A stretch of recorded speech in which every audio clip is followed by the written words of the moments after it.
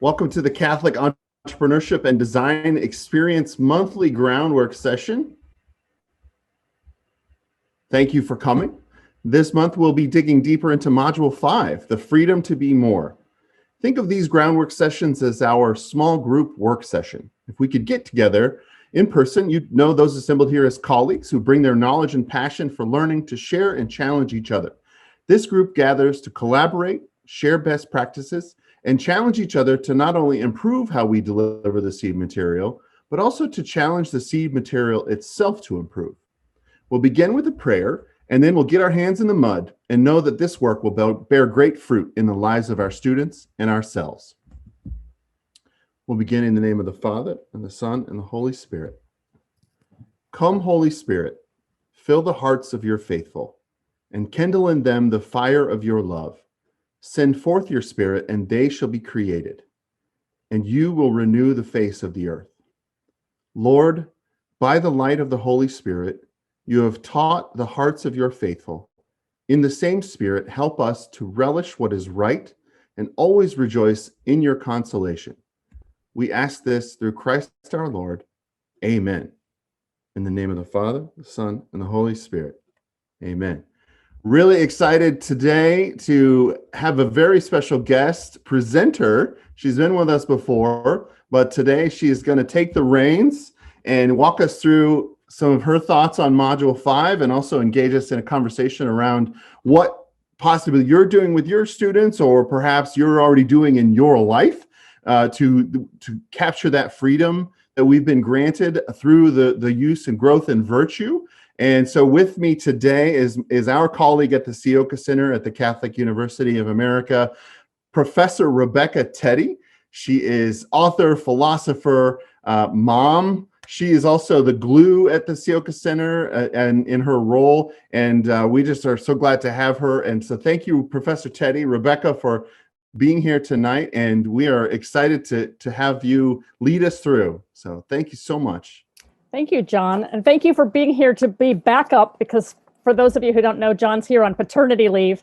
And he's been regaling me all week with cute pictures of his beautiful new baby boy. And I facetiously suggested that we actually replace this whole conversation with just a slideshow of the new baby so everybody could just go ooh and ah. That we can do. And we can always revert to that if you get bored with what I'm saying, but hopefully not. So the purpose of the module, the whole purpose of Module 5 is to help students appreciate the gift of their own freedom, and also to move past the idea that rules of any kind, whether the moral law or just rules in the classroom, are solely limiting. We want them to move past that idea so that they can come to understand the sense in which constraints, at least in the right context, not every constraint, of course, but many constraints are actually necessary if we actually wish to be free, if we actually wish to do the things that we hope to do. And so we want to explain those ideas, talk about them, help the kids imbibe that idea. And then we want to inspire students to take some action right now to begin building their own lives. And that's done in this module 5, with 5 blocks, which we might summarize according to their essential questions. So there's an essential question attached to each block. And those questions are: what do we mean when we say freedom? What is a virtue? Where in life are virtues developed? How are virtues necessary in success for business? And what is the proper relationship between me and stuff, including money? So in thinking about this, I decided I'm actually not going to do a step-by-step walk through every little point of each of the 5 blocks. But I wanted to highlight 3 things and also go over the module project, and then end with this discussion that John mentioned at the beginning, which is who should we add to our module profiles. So starting at the beginning with my kind of first of 3 points. And actually, I'm going to go through the module project as part of the first point.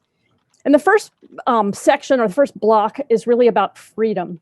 And the student prompt opens with this kind of classic question, which is, you're in a beautiful concert room There's a gorgeous piano. There's nobody else there. Can you play it? And of course, at one level, the answer to that is yes, because who's going to stop you? It's an empty room, right? So go up, do your best. But at a deeper level, can you play it is dependent on the answer to the question, do I have any talent? Have I suffered through all of Hannon's, finger exercises? Have I mastered some repertoire? Have I gotten to the point of expertise where I can actually creatively play music? And so the way we answer the question, am I free to play the piano or any other instrument, depends a lot on which vision of freedom or what definition of freedom we're considering. Are we thinking only about absence of constraint? I do what I want. You don't tell me what to do. Nobody bothers me. Or are we talking about actual capacity to do something? And what we really want our students to confront in this module is the idea that the people that they're dreaming of being are not going to simply happen. They're not going to simply materialize. They themselves will have to put some effort into attaining not just skills for the job market, but talents and virtues for the lives that they want to live.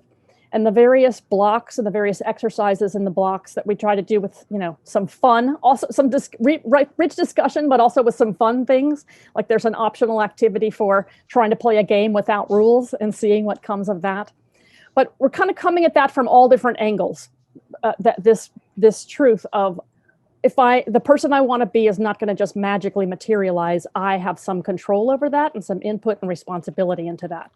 And we do that through some discussion of a short video of a man named Mike Schmitz, who in a tragic accident lost the use of his legs. And then he's become a really important kayaker. And the little short video opens a really nice opportunity for discussion about different kinds of freedom and different levels, not just this absence of constraint and freedom but also other kinds of freedom, spiritual freedom, emotional healing, and that kind of thing. There's the game that I mentioned. There's some examining of role models who exemplify in their own lives this using self-imposed constraints as a means to be able to grow in perfection. And there's also a paraphrase of the Nicomachean Ethics, which it's your option whether you actually have the kids read the excerpt or whether you yourselves present some of those ideas. But it helps to develop some of just the mechanics of how do I create a good habit, which a virtue is just a fancy term for a good habit. And the gift of that, of using the Nicomachean Ethics, is that in case there are any skeptics in the room, it's showing them that virtue isn't only a question of revelation, right? Something that you can only know because God said it, but it's actually something that even the ancients, even in the pre-Christian world, people could understand and grasp. And so you don't have to have the gift of faith in order to understand the role of virtue. So rather than just repeat the material, I thought I would just put this in some context, right? So, and I've been thinking about, you all and about our students, for the last couple of weeks leading up to this groundwork session. And what's been a big help to me actually is the last couple of weeks at Mass, because the readings at Mass, specifically the Gospels, are, I think, really exemplify for us why this question of freedom is so important. I don't know if you remember this, but 2 weeks ago, I think, maybe 3 by now, but there was the reading from John 10, where Jesus says, "No one takes my life from me. I freely lay it down, and I have the power to lay it down and to take it up again." And then last week, I think it was, again, I might be a week off, but it was followed by John 11, which is the gospel about the Good Shepherd. And in that passage, Jesus gives us the marks of his own identity. So I'm not reading a passage, but I'm just noting some things that are in that passage that he says. So he says, "I'm the Good Shepherd," and he says, "I'm known and loved by the Father. I know mine and they know me. I will lay down my life for my sheep. I have other sheep that I must also lead, and I have received this command from my Father." And what struck me about that is, notice that he finds his identity in God and in the love between himself and the Father and in the mission for which he was made. And knowing those things, like bedrock, makes him completely unshakable. And I'm going to argue that that's in fact what makes him free, because he fully knows who he is. And the power of the human person comes from knowing who he or she is. And that's in an unshakable way. And that's why, I think that's Professor Burgess's book, Unrepeatable, talks a lot about vocation. And this is why we want kids to think about vocation early, and not only from this state of life question, like, do I have a calling to the priesthood or to the religious life, or am I called to marriage, or am I called to be single? But rather tapping into the sources of our own identity in a deep way on a regular basis. And that's why we always find Jesus at prayer. But more pedestrianly, it's also why we offer our students something like the M-Code assessment, so that they can early on in their lives get in touch with their deepest motivations and begin to uncover this deep sense of who they are and what they're made for, and what is unique and unrepeatable about them. And because the more they find that as their bedrock, the more free they are, because the less they're going to be constrained by the things that Jesus is not constrained by. And I'll talk about that now. The thing that strikes me in these two Sundays of readings is that Jesus absolutely is who he says he is. There's no artifice in him, and there's no facade that he puts on a different persona in order to protect his vulnerable self from how other people might judge him. He's the absolutely free man, and the man who does exactly what he intends to do. And he's unconstrained by fear of suffering, by inclination to sin, by the opinions of other people, including authorities, but also notably including his friends. Sometimes his friends are trying to dissuade him from what he should do, and for honorable reasons, but they just don't perceive the thing that he knows about himself, and they don't perceive his own mission as deeply as he does. And he's not constrained by how other people behave. And what's neat about this is it's not because he's a robot, right? He's not an automaton God who comes down with no feelings. On the contrary, the Gospels tell us all the time, he notices things like who says thank you after a healing. And he notices the courtesies. Did you anoint my head? Did you wash my feet? But he's not, and he even knew who would betray him, right? And he knew that his deepest friends would not have the strength to stand by him in his passion. But that didn't stop him in any of these cases from healing them. It didn't stop him from accepting their invitations or from choosing them. And it's, again, not because he didn't have boundaries. He saved some revelations for just the right time. And he told us not to throw pearls before swine. And sometimes we find him in downtime with only his dear friends. But my point about his lack of constraint is that his goodness was not a reward or an exchange for people who pleased him. It was just who he was. And he lived that in and out, in season and out of season in every situation. So when we talk about freedom, one of the neglected things that we don't talk about when we talk about the fall, meaning Adam and Eve's fall, is the lack of the disintegration of our faculties. Like, we think about sin in terms of the loss of Eden, the introduction of pain and sorrow and those things. And that's certainly true. But another factor was also the disintegration of our faculties.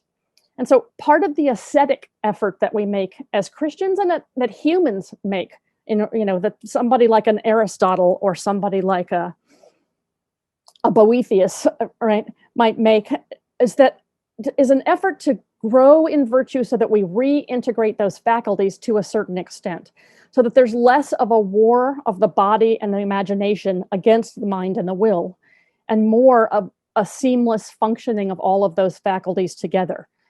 And as we free ourselves from sin and as we grow in virtue, precisely what we're doing when we grow in virtue is growing in our capacity to do good.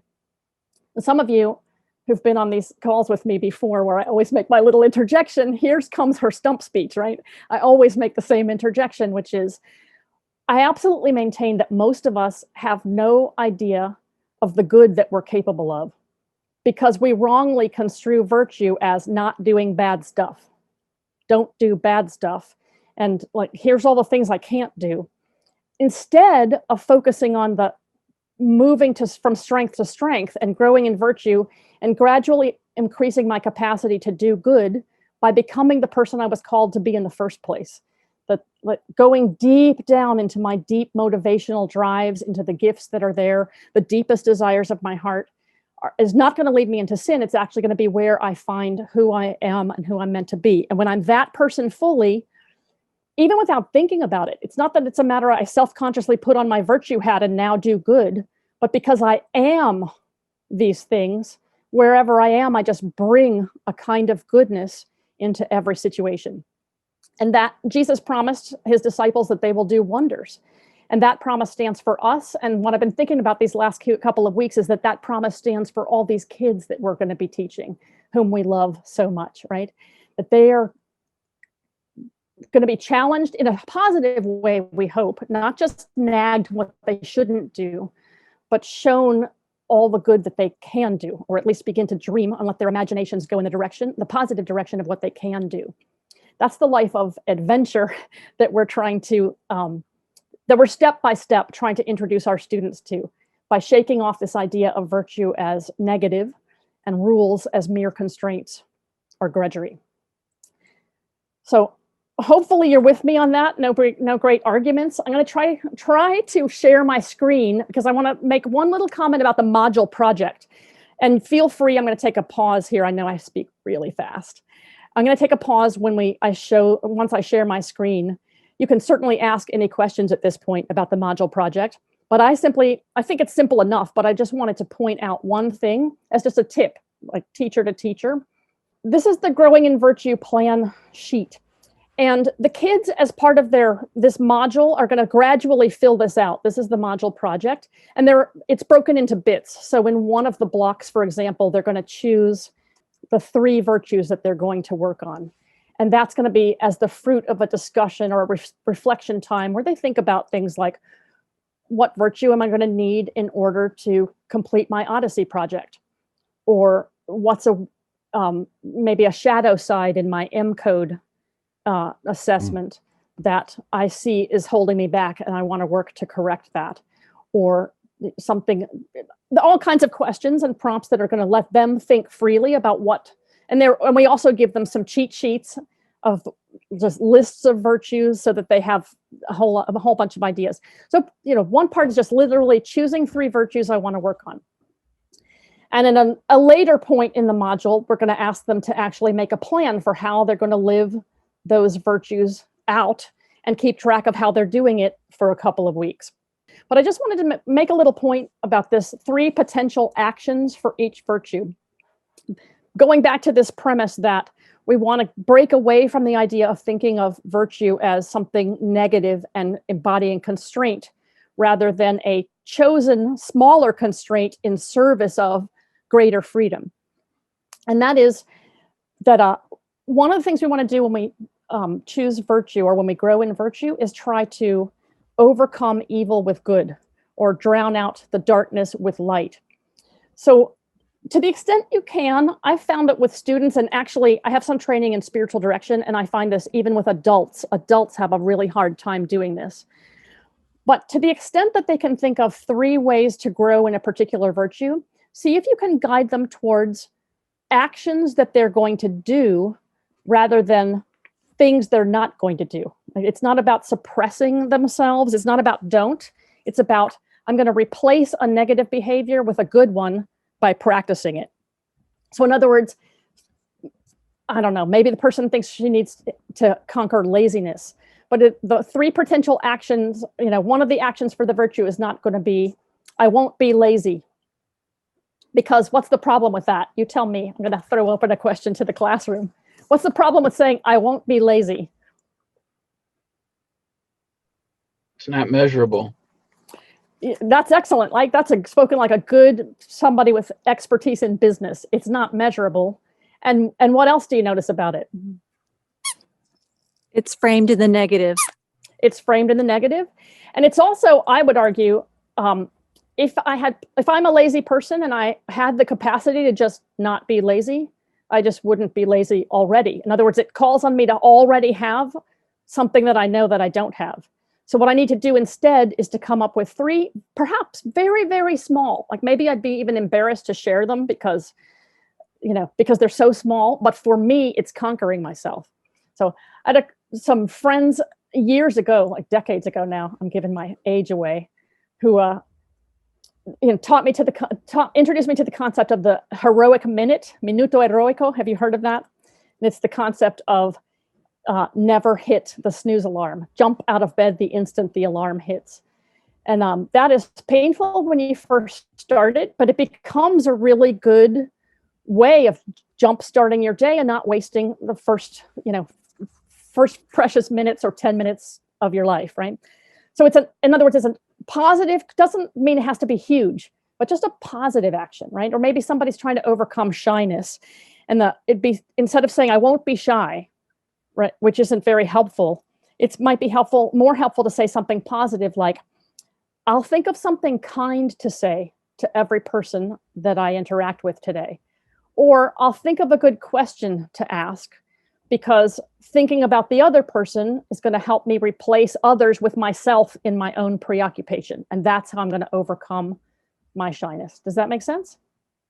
I will point out that there was an element of this growing in virtue plan sheet where we actually had a row where the students could map their M code to the virtues themselves, but we actually thought that too limiting in the scope of the vast amount of virtues that there are to be practicing and to growing in. So, but just a word of that did exist in a previous version. So that might be something, if you wanted to be intentional about the continuity of the use of the M code throughout the rest of the program, that's something that you could, or perhaps just an inspiration for the students if you didn't add it back. So, I have a question, John. How do you feel about the concept of you're linking it to the M code, which is focusing on your motivations or your strengths? And then we were talking in the example about don't be lazy. And I guess the question I would have is, should we be relating it to motivations or strengths, which, in my experience is you're more successful at doing things that you're good at? Is that part of why you're linking it to the M code, or is that not true? No, it was absolutely. That was the idea behind it. And then ultimately we had a discussion around, well, that's okay to do that. And in your experience, Rick, like that's a thing that I've heard to do, which is to focus on your strengths. But in this case, we wanted to really kind of take that constraint away. We thought that might be too leading of a thing to put down there for the students. I'll add, though, that it's an excellent point. And I think if I were facilitating a group of students myself, as I mentioned in the discussion where they themselves choose their virtues, they're going to think about their core motivations. They're going to think about what virtues they need. But we can help guide them too, you can certainly help them. Some of this depends a lot on temperament. So there are some people who will naturally see the logic of, oh yeah, I should try to increase my strengths. But somebody might actually very legitimately see, something's holding me back and I need to overcome it. So I want to replace it with a better way of thinking. So if you're walking around the room looking at, or giving feedback, and you see somebody who's chosen 3 vices they want to overcome, you might want to coax them to maybe only focus on one of those at a time and choose some more positive things. I think that makes sense. But we're giving the kids a lot of freedom to choose. I mean, the idea is design your life, so we're letting them. I'm curious, Dave being one of the classroom teachers that we have joining us regularly, I'd be surprised if you didn't already have some sort of project that you're working on. Does this resonate with you? What does this maybe currently look like with your students and in the work that you're doing? I am not doing something like this year, but I have in the past, and just the way that it's set up and the way that way I'm hearing about it, it reminds me of the Saint Ignatius of Loyola and his spiritual exercises, the G chart, and where we used to have during Lent, during those 6 weeks of Lent, we used to have the kids kind of map out, pick a sin, what are you gonna give up for Lent, and they had to keep track of it each day and write a reflection or a paragraph or a reflection about, whether or not they, whatever it was a sin or a virtue or something they wanted to do during Lent, and then kind of track their progress throughout the entirety of Lent. And hopefully we saw improvement by the end. So I guess that was my question here. My son, sorry. That was my question here. When you're defining the virtue, and they're writing three potential actions for each virtue, are they keeping track of that, of only those actions, or all the things that they do to come closer to that virtue throughout? And then is it like a reflection each day? Are they keeping a journal? I guess, how are they measuring their growth, I suppose. Does that make sense? Yeah.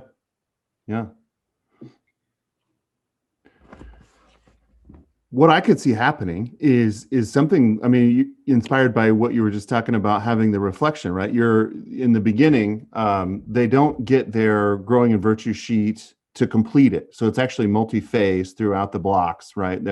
I think that them taking a stab at the three actions that they will take, it should be modifiable. Like those should be like a stake in the ground. This is what I thought would help me to grow in this particular virtue that I've chosen.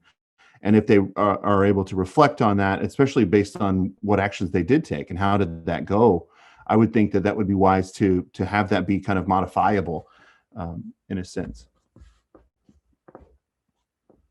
But a great question.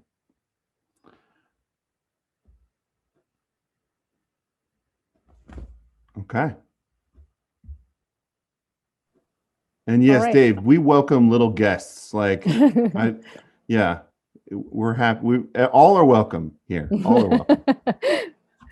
Those are the best. Never apologize. They make things fun. That's right. All right. So that's my first background point, and also an explanation of the module project. So now we have two other background points from me.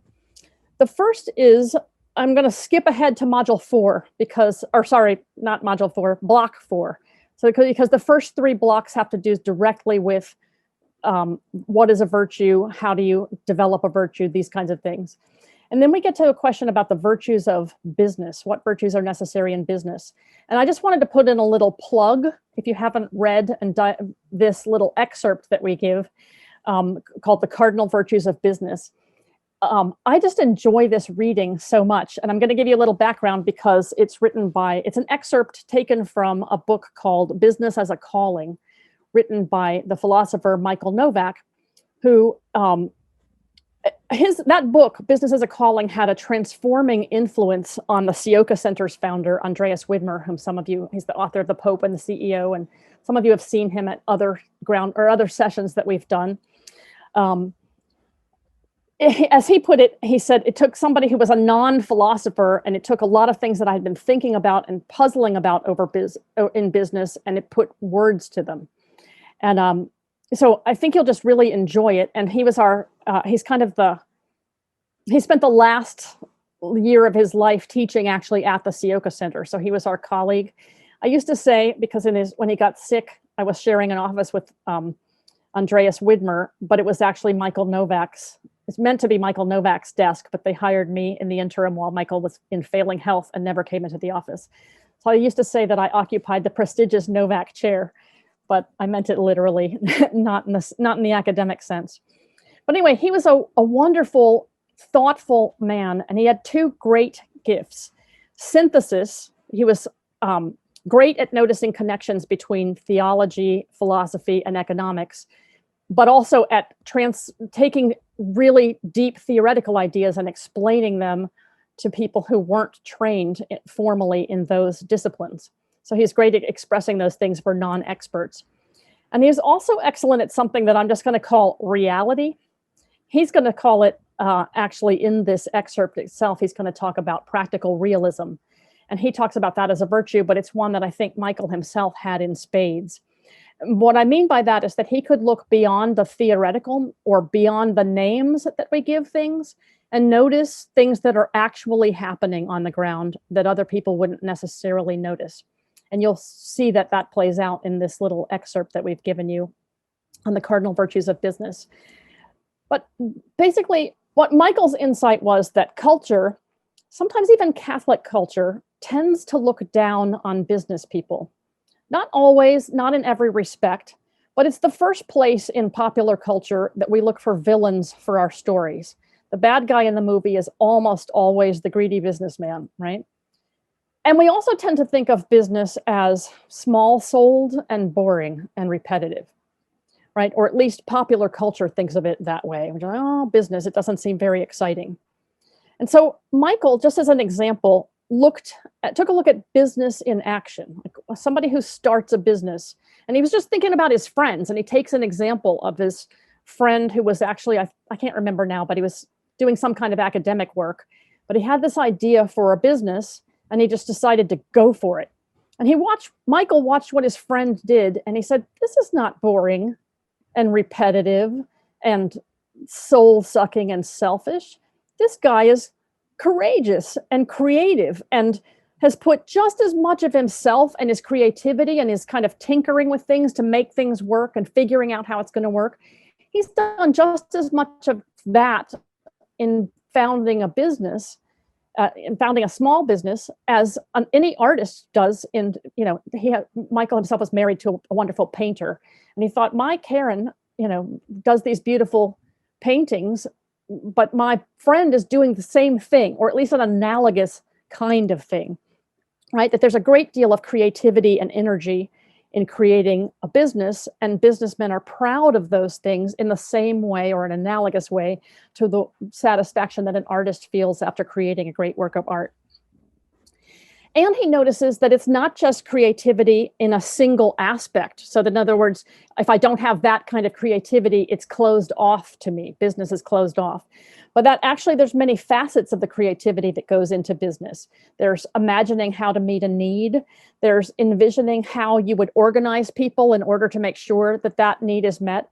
He uses the classic example of a pencil, which is the simplest implement that we can think of, but nobody actually knows how to make one, because there's so many different parts, and you have to get the graphite from one place, and you have to know how to carve the wood in such a way, and the gum for the eraser comes someplace else, and the little metal bands. Like, there's no person in the whole world who actually knows how to assemble a pencil, right? But lots of people who know how to do only one little part of the pencil. Or something else that he says that's fascinating, I think, to think about is, we tend to think of natural resources as completely finite. But he points out that that's actually not true, because and he gives examples, two examples, one negative, or neither one's negative or positive, but one is negative in the philosophical sense of via negativa, and the other one positive in the sense of discovery. And he points out that there was a time when whale blubber was a very important natural resource, and now not so much.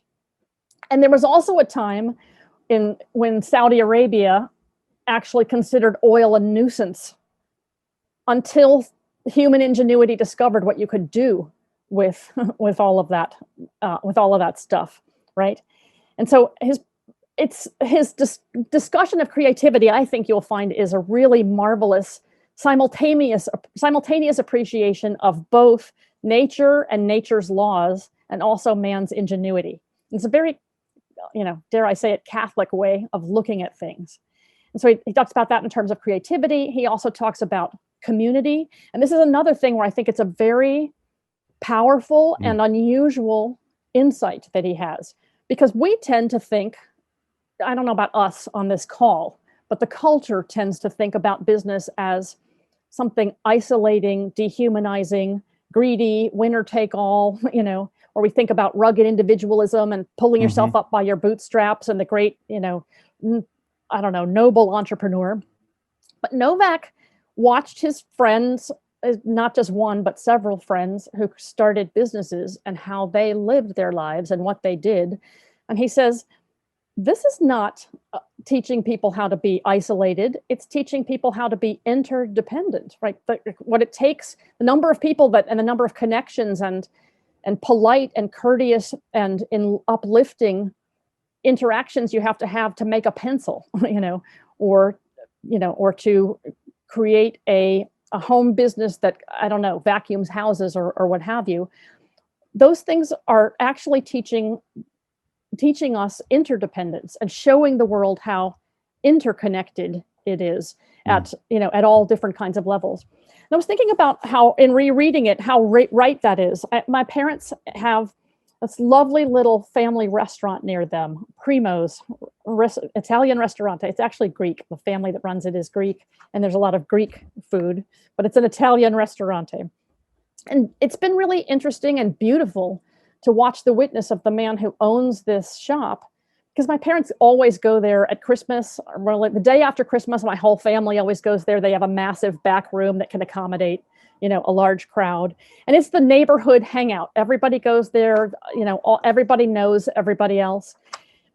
And watching this guy John, when COVID hit, his effort to keep the place open, and then, but he won't open, and still to this day he hasn't reopened for anything but carry out business, because he said, I'm older, I'm vulnerable, I can't get sick, because it's not just my wife who depends on me, it's 50 employees who's, I go to their kids' little league games, and I sponsor their t-shirts, and there's a whole community that depends on that little store, right? And it is built because it has great pizza and great Greek heroes and moussaka and that kind of thing, right?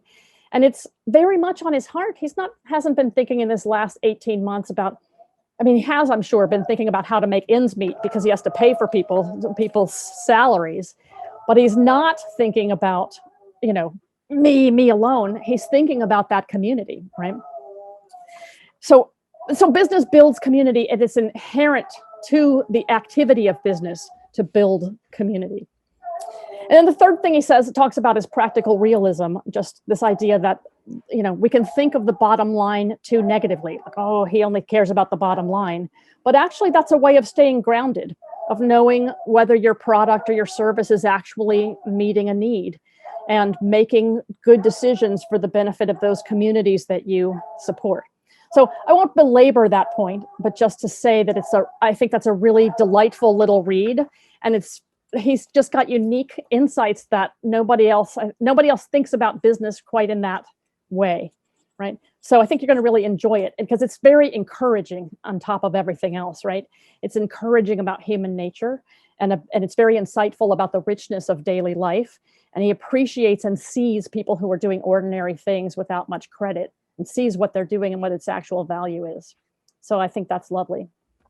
What I noticed at the end is there's that byline around, and don't forget the fun of it, right? Like that's what number one goal for me every time, no matter what we're doing. I just want to have some fun, and if it's not fun, then you might not be doing it right. And I really, to me, that was like, oh, wow. Okay. When I scrolled down to that place in the document, and here in there, just wanted to point out a couple of things. One, that the element about the scarcity, right? We had Anthony Davies on here for the Groundwork session, and he's an economist who I got to admit that scarcity is basically a myth for the very same reasons that Novak gave, which I think is wonderful. And through human ingenuity and being more productive with our resources, I think that's wonderful. And then the piece about so many young people want to be entrepreneurs because of things like, I want to be my own boss. I never want to, I don't want to work for other people.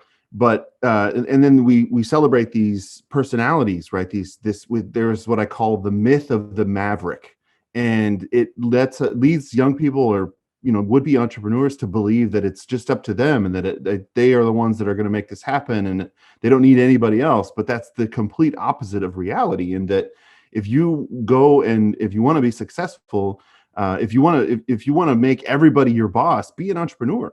Because then you'll have every single customer as your boss. Every single person you interact with is basically, going to tell you what to do or how to do it, and you have to get comfortable with that, and that there is no such thing as a self-made person, right?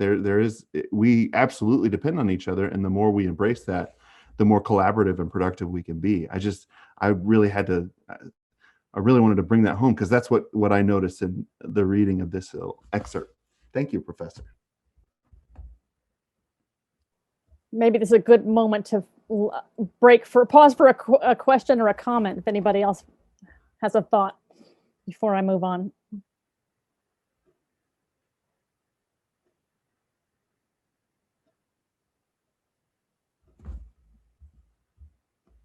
Okay. All right. So then the last thing I just want to close with is the last block, logically enough, which is about spiritual poverty. And you might ask yourself, gosh, we've been talking about virtue and we've been talking about business. Where does this come from? Seems to come out of left field, right? And I think it doesn't. I think Novak leads right into this, because we have been talking not only in this module, and this is module 5, but the course itself, not without criticisms, but it on the whole supports the free market and wants to talk about the goodness, business as a noble vocation and how it can actually be a calling. And so there are going to be objections that any Christian might raise, not only because of the moment in which we're living, but people are going to ask, well, but what about greed? Like, isn't it the case that sometimes stereotypes arise for a particular reason, right? Isn't there such a thing as a cutthroat businessman? Isn't there such a thing as a rent seeker who's not really out doesn't seem, at least in any way that we can recognize, to be out to serve the common good? And what about Jesus saying in the Beatitudes, blessed are the poor? And what about the church teaching us about preferential option for the poor? And I think our most alert students are going to be asking themselves that question, so that those questions, right? Like, oh, this sounds good, but what about? So what about valid criticisms of markets and people behaving in free markets? And those things are valid. And we probably have to take situations that arise on a case-by-case basis. But what we try to do in this last block on spiritual poverty is to give students a framework for thinking more deeply and more realistically and more accurately about those kinds of moral dilemmas that do arise when we're interacting with the world. And basically it's two distinctions. The first is a distinction between material and materialism, right? So material is just stuff, right? It can be used for good or ill, but it's just the stuff that exists. And materialism is something else, which is acting as if the material world is all that there is, right? Or sometimes we can talk about practical materialism, where that's not really what I profess. I know that there's a spiritual world. I know that someday I'm going to face judgment for my actions, but as a practical matter, on a daily basis, I live as if that were not true, right?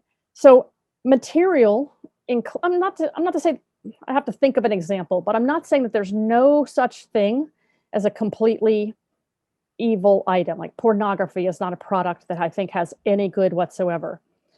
But on the whole, most material is just neutral, and it's there for us to use, right? Including money. It's a neutral tool which can be put to either good or bad use. And this is, if you wanted to get into it with students, you could talk about Christianity as an incarnational religion, right? And Catholicism in particular, emphasizing the idea of the person being created as a unity of body and soul. And we don't despise the body, and we don't despise the material world. We just know that it isn't our home. And so there's a whole pathology that can come in terms of Christian virtue, that can come from hating the world in a negative sense, in despising material things such that you don't want to dirty your hands with them, when in action, that's exactly what it is required of us sometimes in order to do good. St. John Chrysostom, I started to say of the cross, but St. John Chrysostom, there's a little quote in the module that talks about how this is one of the greatest tricks of the devil, is to get us to despise material things as if they were inherently dirty, when in fact we're meant to use them for good. So definitely Christians need to know that this world is not our home, but we don't despise the body or the material world. And that's different. Using material is different from being materialistic. And then the second distinction is similar, but it's the difference between material and spiritual poverty. So when Jesus says, for example, blessed are the poor, right? Or when the church talks about poverty as one of the evangelical counsels, she's speaking about imitating the life that Jesus lived, which was one of spiritual poverty. Also of a certain amount of material poverty, but here's the distinction.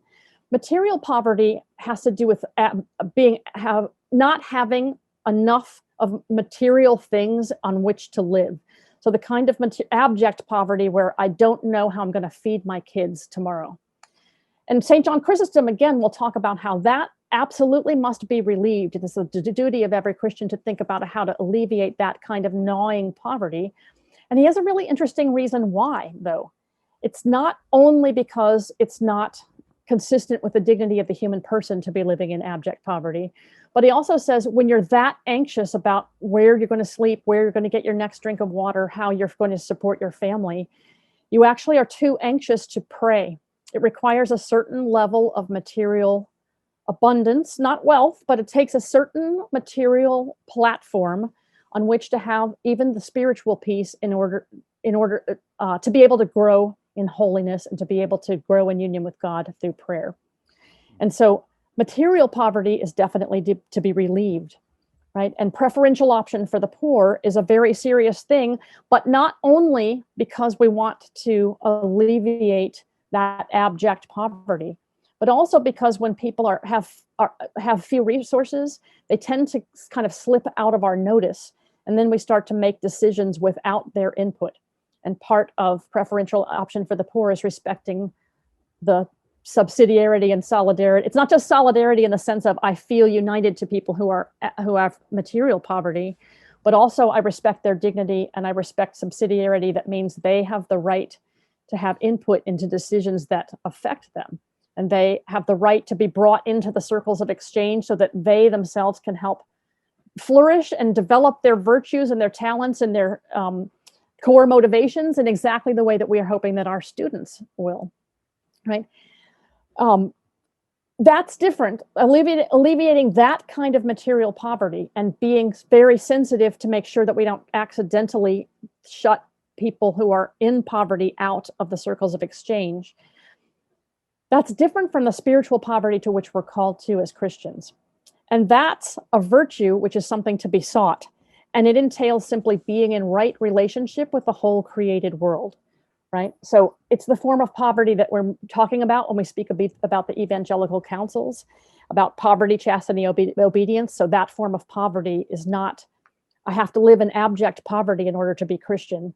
It means I have to live those virtues in the way that Jesus lived them. And that means using them to preserve my interior freedom so that I never am held back by,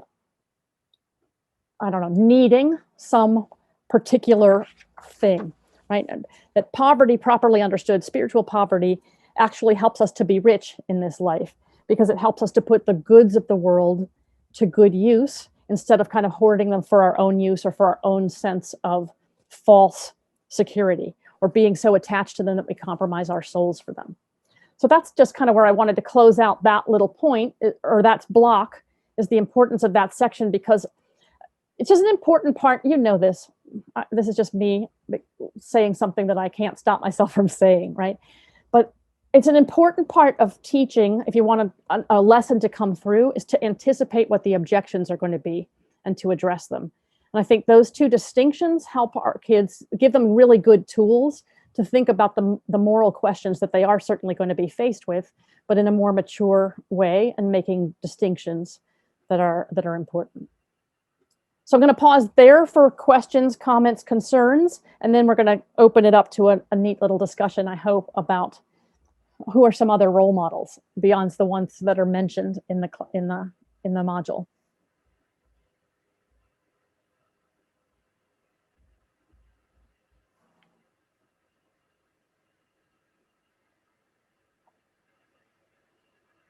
Well, I'll just say thank you for your instruction, Professor.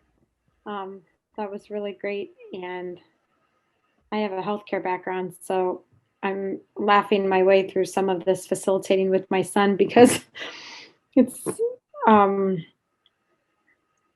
it's just such beautiful truth. And I took lots of notes, so thank you. Yeah, me too.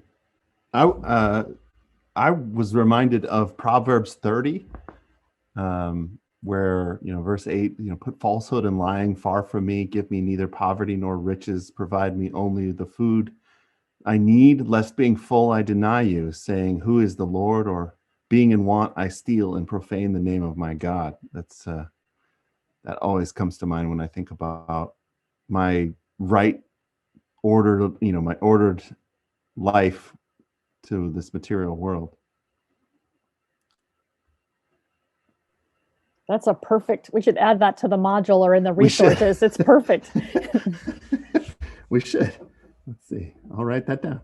See, this is why we have these groundwork sessions, so that we can figure out how to revise. What was it again, John? Proverbs 30, and then that starting on verse 8 and 9. But basically, it's asking for all kinds of rightly ordered virtue in that proverb. The wisdom of Solomon. I have John. I was just going to Carol. ask. Sure. Thank you. As you update the module, do we see that in the Google Drive? Did you make these changes? Okay, great. We're betting on that, but we've been surprised before, and yes, we should see those. And that's what we love about Google. We actually just finished a full revision of the printable, beautifully branded Seed teacher's guide, and it's in final review right now. And I was just having a panic attack this morning about, we're going to keep revising this thing, and I'm going to have a constant revision process for the printed version. So that's what I love about Google. Great question. Thank you. Shannon, you had something else. I cut you off. Oh no, I just when Professor Rebecca was sharing about how Catholic culture sometimes can look down on the business culture, I get that sense sometimes, and so that just affirmed something that I've seen. It's almost in my homeschool world, it's like one or the other. It seems that a lot of kids are going, they're going to go to law school, or they're, preparing for seminary, or they're going to go into the medical field and be a doctor or nurse, or, they're going to go into the trades, or, something that doesn't require that 4-year education, but rather a more specialized education, and that business is just all about money, and it's all about making money. And I really, in my heart of hearts, I've never believed that, but there is this weird, I don't know. That when you said that people sometimes can look at badly on that, just in the culture, that there's always a bad guy, who's robbing somebody of something and not being honest. I mean, I even think in our Catholic community circles, I see people wonder, oh, you're just wanting to make money. And it's like, no, God's made me a certain way. And I happen to want to use that creativity to glorify him and provide services to others. And I think, I don't know, that was affirming to hear. And you might refer them to Michael Novak, in this little excerpt. And I guess I'm curious, Professor Teti, also Rick Costello on the call, when we think about the greater good, right? The true Catholic sense of the greater good, and what we are called to do with profit that we make in business. I was wondering, maybe Rick, you had some thoughts on how you kind of, keep your eyes on that as a business person, if he's still with us. I know he was driving. Oh, I am. So I thought it was a great discussion, and thank you, Professor. I guess my perspective as a business person, and have been for my entire career, is it comes back to virtue. And when people talk about the example of the bad business guy and that kind of stuff, it really all comes back to what your personal formation is and what your virtues are. So business, just like material things, is neither good or bad, but how you behave in business, in my experience, is based on how you've been formed.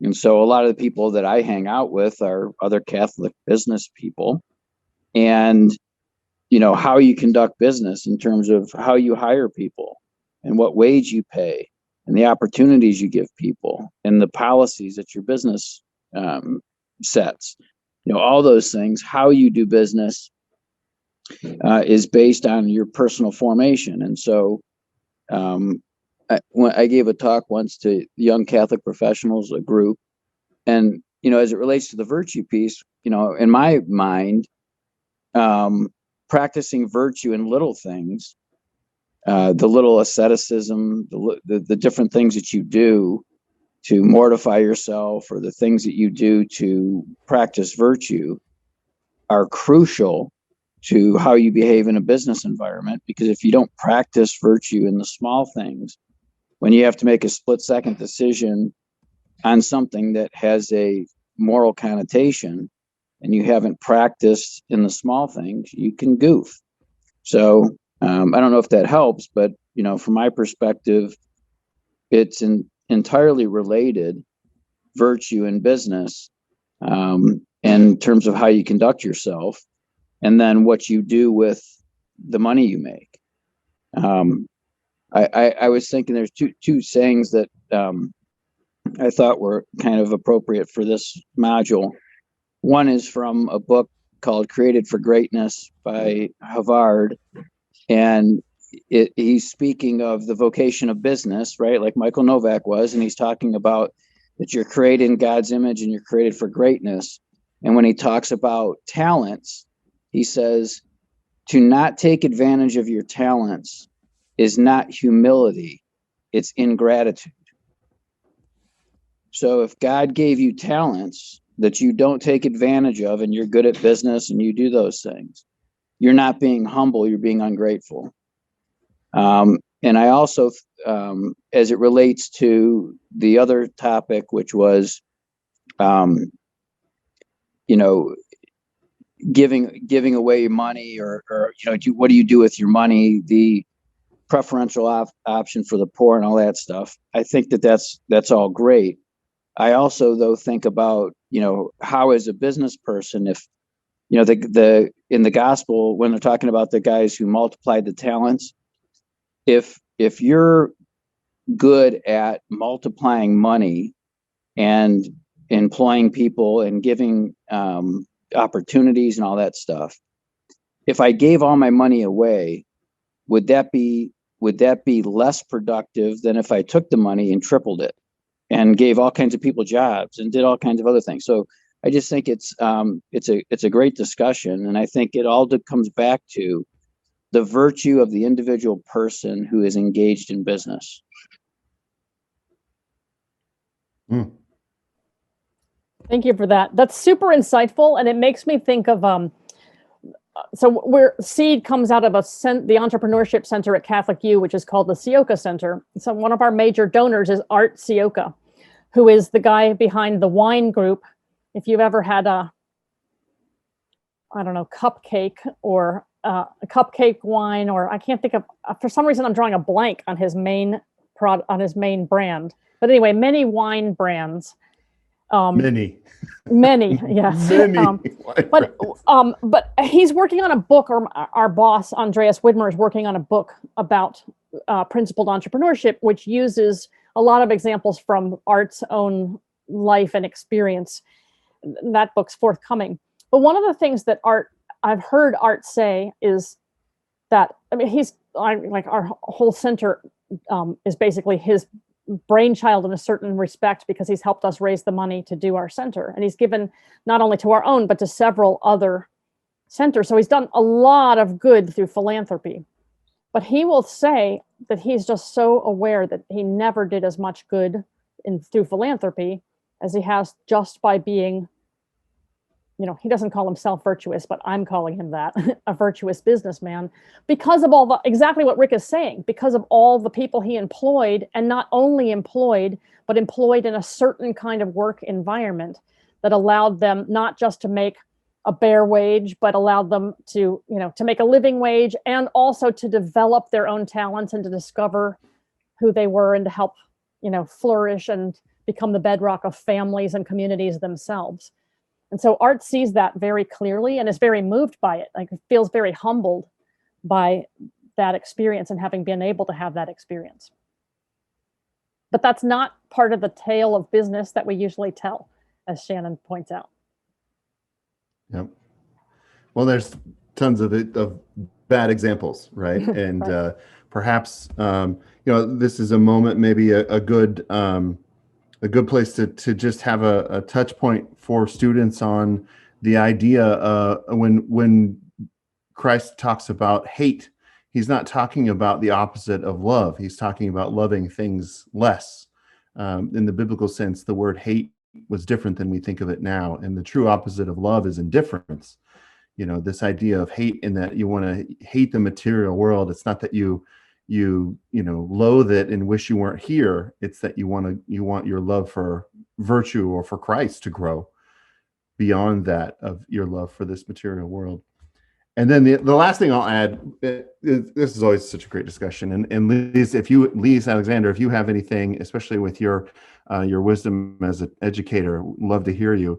But I'm just reminded of, and this is also because my little guy who was born last week, he's got all these pajamas that have little foxes on them. And I'm reminded of Song of Songs, chapter 2, verse 15. Every time I see this, it says, "Catch us the foxes, the little foxes that damage the vineyards, for our vineyards are in bloom."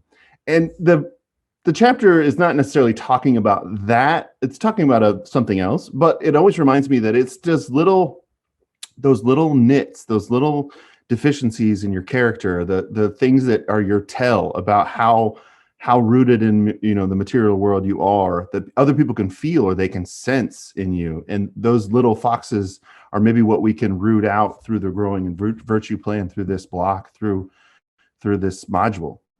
So just reminded of that. And Lise, if you have anything to add, we'd love to hear you.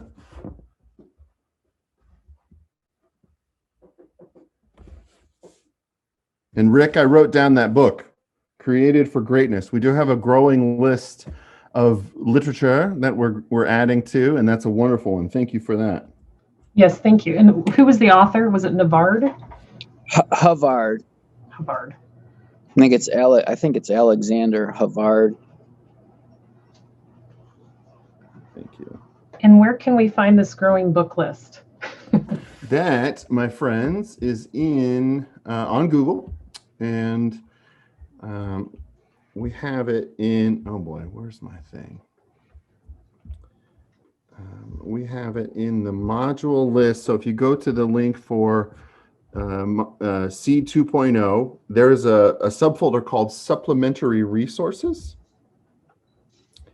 And I can just drop the link here real quick to the books for discussion.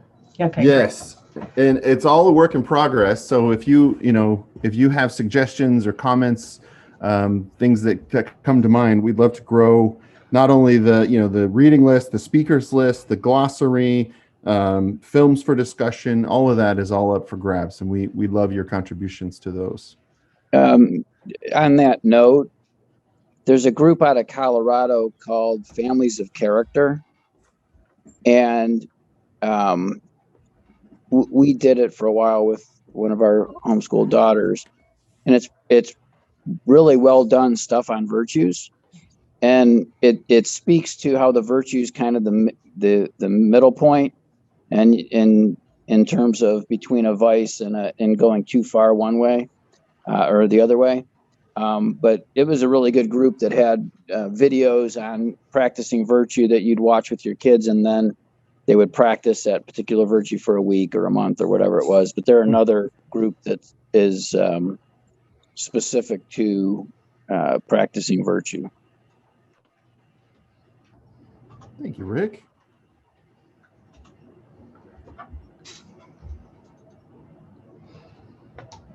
What was that title again, Rick? It's the name of the group is Families of Character, I believe. Okay, thank you.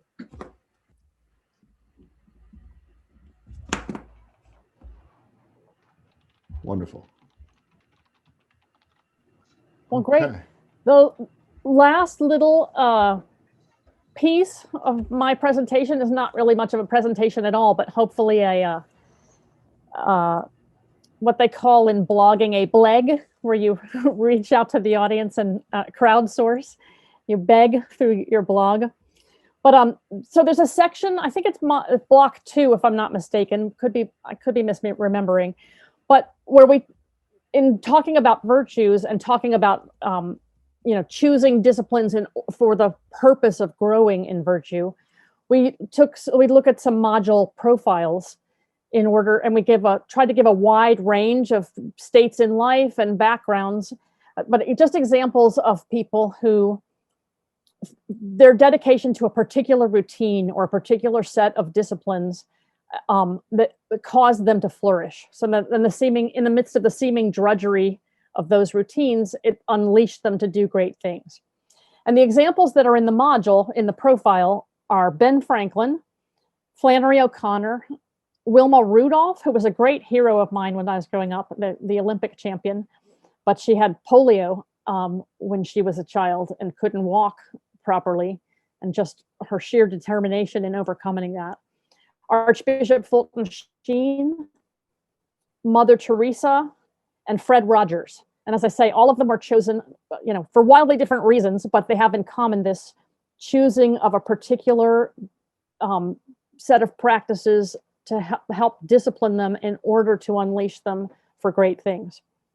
So my thought was to just close out this conversation with a conversation with you all. Like, who else would you put on that list? And particularly on my mind is just knowing, in the same way that, there's all kinds of saints, and the church deliberately canonizes all and looks for all kinds of different examples for saints, because everyone needs a role model they can relate to. So if Ben Franklin isn't your cup of tea, maybe Wilma Rudolph will be, or if Fulton Sheen doesn't do it for you, maybe Fred Rogers will.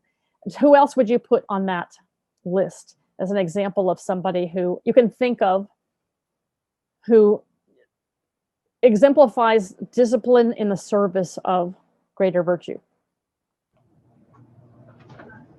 I was thinking Mother Angelica. Just all the things she had to learn to persevere and overcome things, ended up being a media giant. Yeah, she's kind of a cool, so not to cut you off, but she's a kind of a cool example of a blend, right? So a religious sister who became a businesswoman in a way. Right.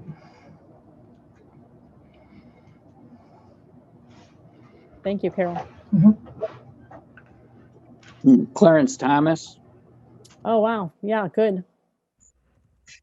His autobiography is great. Great speaker too, by the way. You are right about that, Rick. Thank you so much. I hadn't thought of that, but his autobiography is really fantastic. The name of it is not coming to me. So My Grandfather's Son, right? My Grandfather's Son. Yeah, that's right.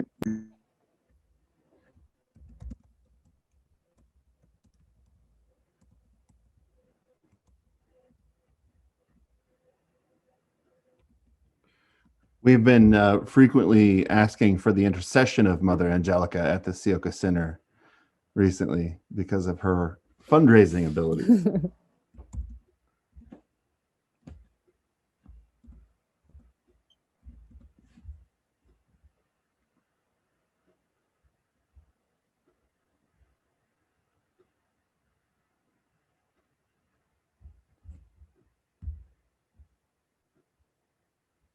Oh, thank you, Ray. When you think of when you think of just your own personal heroes in this regard, people that besides Jesus, you say, what would so-and-so do when you're thinking about your own decision making? Who are those people for you? I'm curious.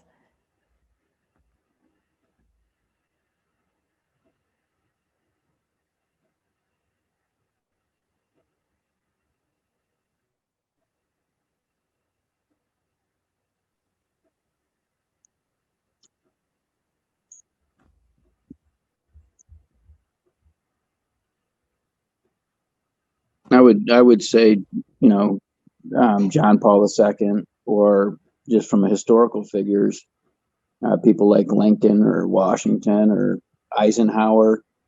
Those would come to mind.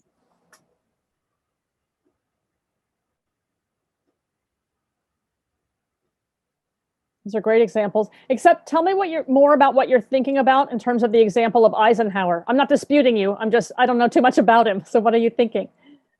Well, so he overcame, they were going to amputate his leg as a kid, and he had his brother swear to him that he wouldn't let him do it. So they didn't. Obviously that would have changed the whole course of his life.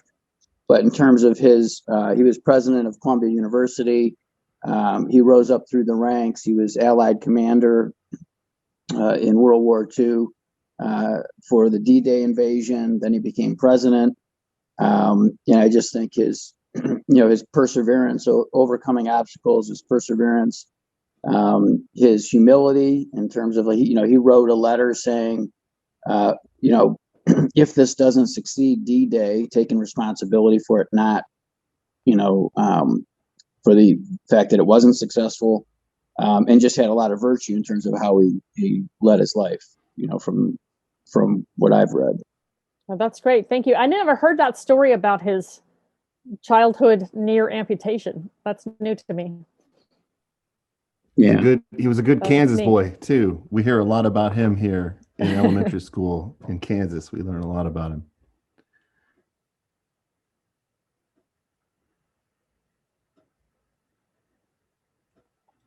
We just recently went through the consecration to St. Joseph in my household, this being the year of St. Joseph. So that's been something that has been on my mind lately. But I'm also, every time I think about Joseph, I named my son Joseph, but I also like to keep in mind Jacob's son, Joseph, who was a prince, ultimately elevated to the prince, a status of princely.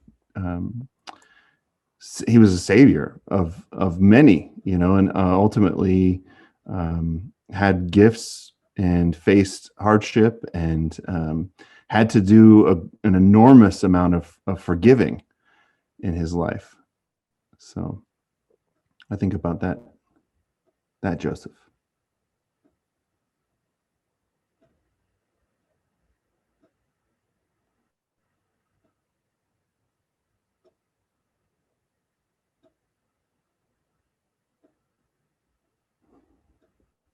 Okay.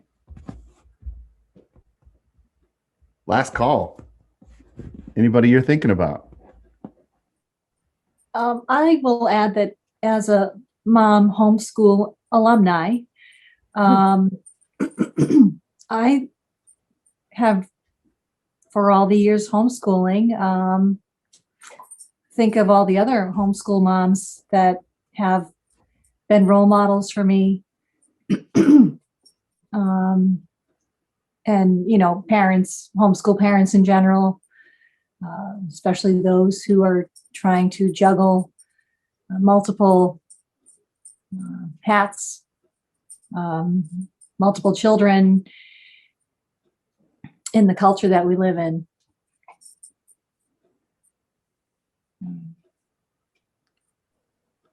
Yeah, we have a lot of local heroes, don't we? That you can't tell their stories, but they make a big impact on us, don't they? They certainly did on me anyway. Mm-hmm. And then being with a healthcare background, I would say Florence Nightingale. It's fascinating to read about the history of nursing and how at one time, not too long ago, perhaps, even a century ago, a century and a half ago, maybe,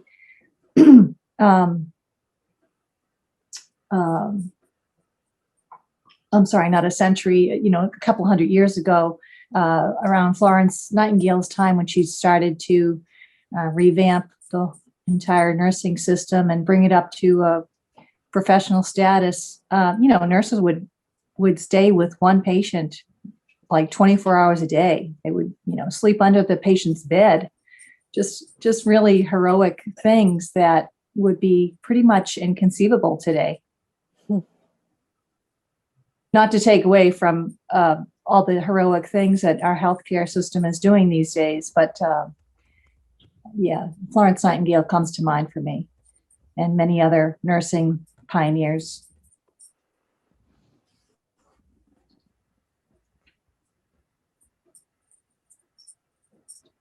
Can I add Thomas Merton to that list? I was just kind of sitting here thinking about it. I think Thomas Merton would fit really well. Just being, he did a lot of work with the interfaith dialogue, opening up that dialogue between the East and the West, and just kind of sitting here thinking about it, like if he was, really, alive today, what would he say about, what's going on in the United States with a lot of the racism, the racial inequality that's going on? Because he was a civil rights activist when he was writing his letters back when he was in as a Trappist monk. Just kind of thinking about that, and he wrote his book "No Man is an Island," which kind of brings us back to what you were talking about, where we're all interconnected, but we need to depend on one another for that collaboration in order to succeed. So, just a kind of thought there. Thank you. Can I abruptly change the topic, though? I'm so curious about the painting or something, image behind you with all the signatures. Can I be nosy and ask what that is? Sorry, that was from my wife and I's wedding. So everyone that came to our wedding, we got married down in Cape Cod in Massachusetts. So everyone that came to our wedding signed and gave us well wishes, and so it's hanging up in our. Isn't that a neat idea? That's fantastic. I love it. I'm glad I asked the question, and I'm glad that I was nosy. Thank you. Wonderful. Well, as always, a wonderful and fruitful time together. Thank you so much, Professor Teti. Everyone, please give it up for Professor Teti. This is my colleague. This is who I get to work with every day, and it is a blessing and a pleasure to be with someone so formidable intellectually. And also, but not formidable. But it was my pleasure. It's always my pleasure to join these sessions. I love it. And I'm so happy that we have this burgeoning seed community to talk these things through. Look, we got a best one yet. Rick says best one yet. So we just keep doing that. And it's all thanks to you all for showing up to these things, and this being the building of community being the second virtue, as pointed out by philosopher Novak in this very session. We want to extend to you an invite to all of these sessions. We, of course, have our monthly fireside chats, which are just an open house and really just a wonderful way to invite folks into the community and help them to know what we're up to over here at Seed. And then we also have a new a lunch and learn happening coming up this, I guess that's in a week or two. I've posted that in the newsletter, and then also on our social platform, which we're using, which you are all invited to.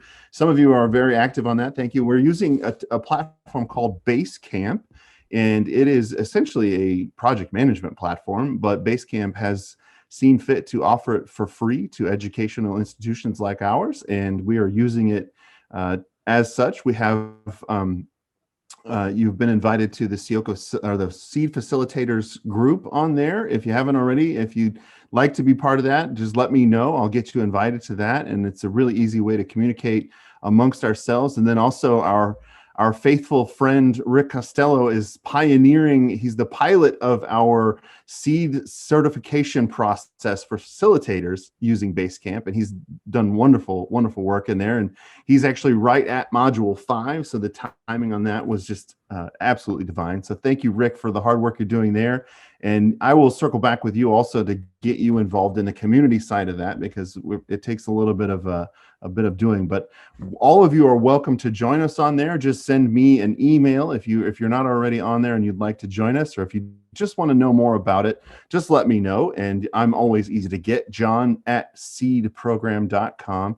And anytime you want to book a meeting with me, just let me know, and there's a link for that. So our thanks to you, and our special thanks to Professor Teti. And until we meet again. Bless you and keep you. And thank you for the hard work that you're doing to bring fruit into the world. Have a great evening, and we'll talk again soon. Good night, everyone.